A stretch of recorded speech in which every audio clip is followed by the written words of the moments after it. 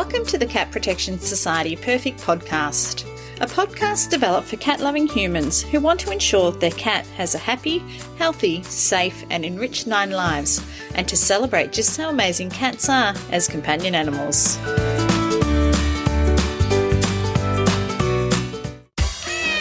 Are you considering welcoming a cat or kitten in need into your heart and home?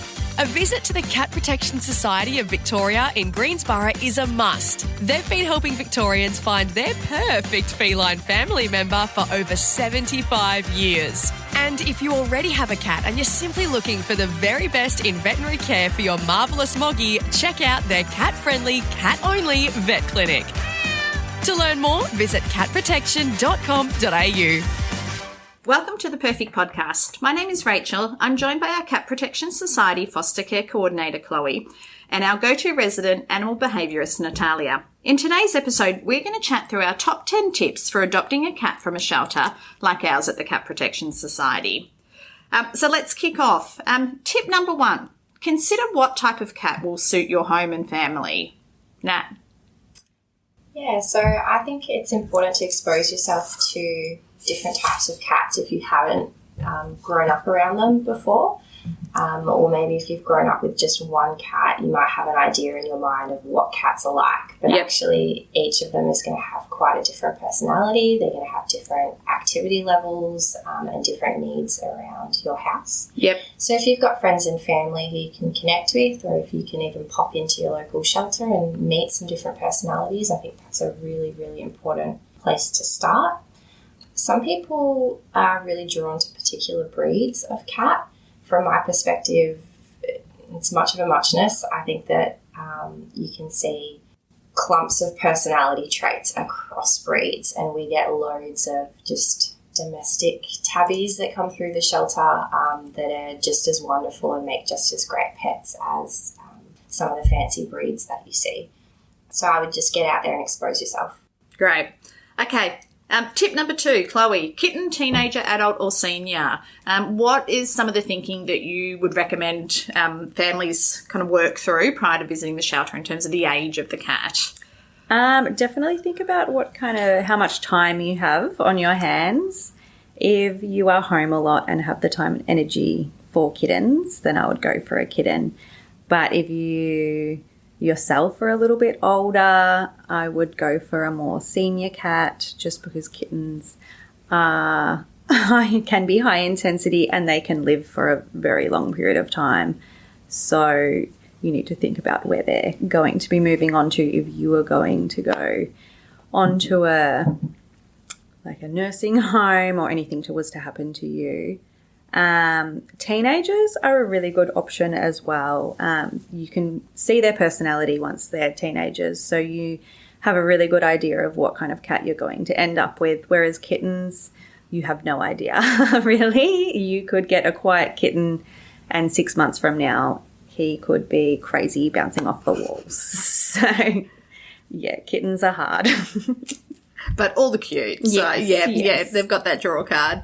Okay, so tip number 3, how can you best prepare your home and family for your new feline?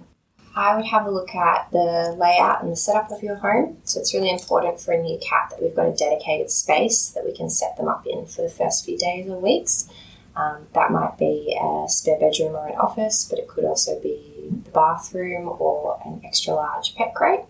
Just an area that they can go to as their safe retreat away from any other people or animals and have a break and help settle in slow and steady. And then the other thing that I would look at doing is making sure, especially in a multi-pet household, that there's plenty of resources available for all the animals so that we're minimising competition. So multiple food and water stations, multiple options for beds and sleeping spots, a variety of different scratching options, and then each animal having their own safe retreat as well. Okay. Chloe, why is it important that people that are considering adoption consider the cost of their new pet? Definitely because there can be a lot of unexpected bills when it comes to kittens and cats. We have a lot of kittens who end up with leg injuries from jumping around from couches to cat scratches, from falling down stairs or banisters. So, and there's also the health issues that just do occur during their lives, from dental disease, kidney disease when they're older. There's, just like humans, there's lots of illnesses that come along with it, and we don't have pedicare in Australia. So pet insurance is a great idea to have. And they might end up needing a specific diet if they become sensitive to things. I know my cat has seasonal allergies, so her diet's quite expensive over the spring and summer months. So, yeah, there's a lot of unexpected expenses that do pop up. It's not just food and litter and, toys. And it is worth, especially for people that do consider adopting a kitten. Obviously, all going well, that kitten could live for 15, 18, 20 years. So thinking of the long term, what that looks like from a long-term perspective as well. Nat, we recommend that prior to adopting, our customers already find a good vet. Obviously, we have a vet on site at the Cat Protection Society, but we have adoptees travel from right across Victoria. What would be your advice around that? I think it's really important to actually have a feline-focused vet. Vets are trying to study and learn about so many different parts of animals and so many different species. And cats are quite complicated. So having a vet who has that love and passion and further training in feline medicine is really going to help save you money in the long term. So here at the Cat Protection Society, we've got feline-focused vets. And then in Australia, we're actually quite lucky. We have a handful of really excellent specialists in feline medicine. So if you're not local to us here at the shelter, there's a couple of other good options. Okay, great. Chloe, why is it important that prior to adoption, customers understand what their local council requirements are? So different councils have different rules and regulations.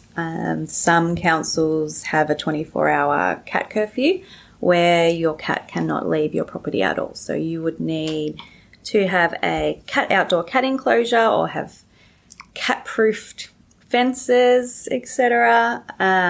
Other councils aren't quite as strict, but there are different desexing rules and regulations, and microchipping, vaccination regulations depending on which council you're in. So definitely have a look at your council website before adopting any new pet. Yeah.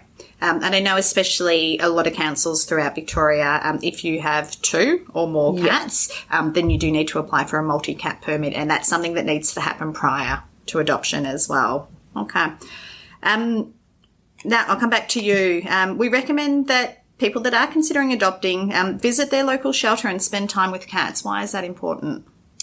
Again, it's just getting to know the different personalities and seeing what is going to fit you best. Yeah. Because sometimes you look at a cat and it's gorgeous and then its personality is just not going to be a match for your lifestyle. So the more exposure you can get, the better. Yeah. Okay. Chloe, ask lots of questions. So when someone visits the adoption shelter, what would be some of the questions that you would recommend they would ask the animal attendants or the people that are working at their shelter? I would probably ask about that particular cat's energy requirements, if they've been particularly active within the shelter, if they get along with other cats within the shelter, or if we sometimes aware of their history, if they've been surrendered. We could be aware if they like other dogs, don't like dogs. There's some cats like children, other cats are absolutely terrified. So we have a rough idea about most of our cats within the shelter of their likes and dislikes. So they are really good questions to ask everybody. And if the cat has been an indoor cat prior to coming to the shelter, because that does make it a lot easier to keep them as an indoor cat once you adopt them. Yeah. And where possible, obviously, we recommend, and I imagine every shelter is the same, that the entire family comes into the adoption shelter to meet the cat or kitten, just to see what those dynamics are like. Like the cat may get along really well with one person, but then you throw 2 or 3 children into the mix, and that dynamic changes. So I know, as I said, at our Cat Protection Society, we encourage people to come in as a family and spend as much time as needed playing, interacting with the cat or kitten, so we can see if the cat's a good match for you and vice versa. It's equally as important. Nat, is there any additional questions you would recommend potential adoptees ask when visiting an adoption shelter? No, I think Chloe really tackled that. Awesome. Okay. Chloe, I'll come back to you. Determine what you will need to complete an adoption. So what would that entail? So you do need to come in with either photo ID or a driver's license, and obviously money for the adoption fees. And yeah, we do recommend bringing everyone that lives in your household in to meet that particular cat, and making sure you have permission from everybody in your household to adopt a new cat. I think that's it. Okay. Nat, consider adopting an older cat. Why would you provide that advice? Yes, please. Yeah. We often hear from people looking to adopt that they want a young animal to sort of raise with their family, or because they have other pets at home and they want them to be confident with the other pets and well socialised, etc. What we've actually found is that there are so many beautiful cats that come to us with a history that we actually do know about, or like Chloe just said, we get to know their likes and dislikes while they're staying with us. And so even an adult or an older animal can be a really good match for a variety of different households. So just because you've got young kids or you've got dogs or other cats, don't think that that narrows you down to just a kitten. There are loads of adults and seniors who can integrate and mesh with a new family really nicely. And they might be specifically looking for some of those aspects as well in their new home environment. And then from the perspective of the more senior residents that we have, some of these cats are absolutely beautiful, especially if you've got just less time and energy available. They often are spending longer hours snoozing, longer hours being affectionate, less of the time they're doing those crazy kitten zoomies, but we often do see that they have that really playful side to them still. So you sort of get the best of both worlds with a senior, I think. Yeah. Okay.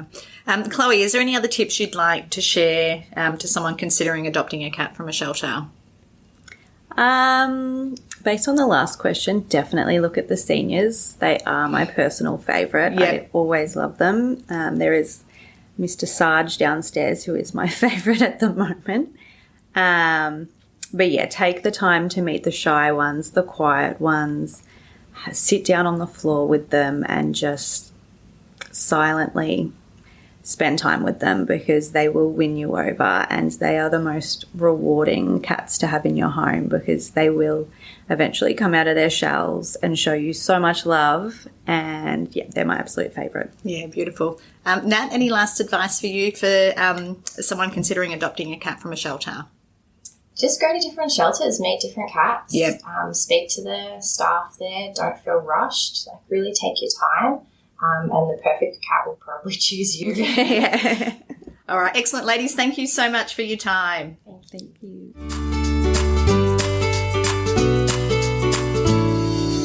Thank you for listening to another episode of the Cat Protection Society Perfect Podcast. Make sure you subscribe to the show in your podcast app so you don't miss an episode. And we'd love if you can share this podcast with any friends, family or colleagues who all love things cats. In the meantime, you can visit our website at www.catprotection.com.au.